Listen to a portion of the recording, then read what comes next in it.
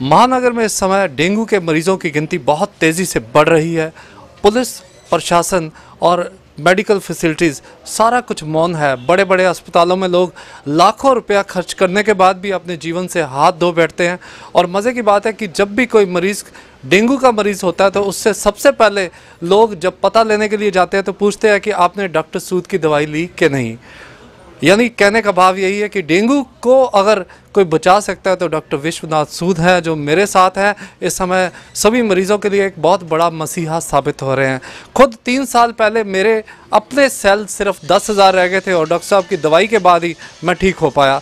आज voice of Asians के हमारे दर्शकों के साथ डॉक्टर साहब हैं। डॉक्टर साहब आपका बहुत बहुत स्वागत है सर। धन्यवाद। तो कैसे डॉक्टर साहब ये डेंगू की प्रॉब्लम इतनी फैल रही है और किस तरह से जो है उससे बचाव हो पा रहा है? डेंगू जो है ये एक एपिडेमिक है क्योंकि ये मच्छर की वजह से होता है। पहले तो इसकी सफाई का ध्यान देना चाहिए ताकि इसकी सफाई और इसको जो मच्छर के मारने के इंतज़ाम है वो पूरे करने चाहिए प्रशासन को। अगर वो नहीं होता, जब हो जाता है तो उसके बाद जब सेल कम होने लग जाते हैं जिसको हम प्लेटलेट्स बोलते हैं, वो जब कम होते हैं तो उसके लिए होम्योपैथिक दवाई जो है वो बहुत कारगर है। तो उसकी वजह से जब भी सेल कम होते हैं तो ये 2 दिन में पूरे बढ़ जाते हैं। तो इसके लिए परेशानी की कोई ज़रूरत नहीं है, मगर आप सही समय पे सही वक्त पे अगर होम्योपैथिक दवाई ली जाए तो ये पूरी तरह से ठीक हो जाते हैं और लाखों रुपया जो हॉस्पिटल में खर्चा होता है उससे बचा जा सकता है। डॉक्टर साहब, आमतौर पे मरीज को ये लगता है कि अगर डेंगू हो गया तो पता नहीं शायद मौत ही सामने है, तो क्या मरीज को कोई घबराना चाहिए इसमें कि नहीं? नहीं, घबराना नहीं चाहिए, मगर वक्त पे अपने पूरी तरह से इसका इलाज करवाना चाहिए।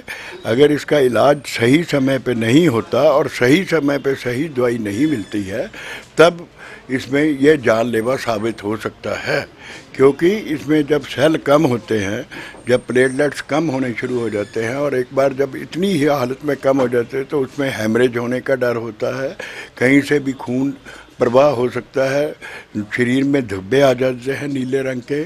तो उससे ये जो है तो आदमी की कई बार मृत्यु भी हो सकती है। तो इसमें डॉक्टर साहब डाइट वगैरह क्या लेनी चाहिए? जैसे ही आपसे वो पेशेंट दवाई शुरू करता है तो रेस्ट या डाइट के बारे में बता दें। इसमें डाइट के लिए बहुत ज़्यादा गर्म चीज़ें और बहुत ज़्यादा जो लोगों को में जो गलत भावनाएं हैं कि बहुत सी कई चीज़ों के वो बीज पीते रहते हैं, कुछ पीते रहते हैं, वो कोई इतने कारगर नहीं है।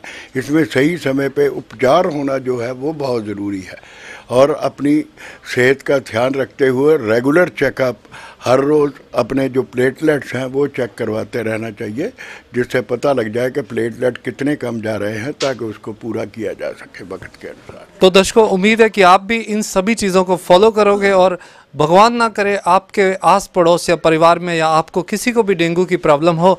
अगर हो तो आप लोग याद रखिएगा डॉक्टर विश्वनाथ सूद जी जो मसीहा है इस समय बहुत से लाखों लोगों की जान को बचा रहे हैं और वॉइस ऑफ एशियंस की तरफ से हम खास तौर पर इनका बहुत बहुत आभार व्यक्त करते हैं कि भगवान इनको लंबी उम्र दे और इसी तरह से ये मानवता की सेवा करते रहें। नवल के साथ Sukhwinder Singh, voice of Asians, Ludhiana.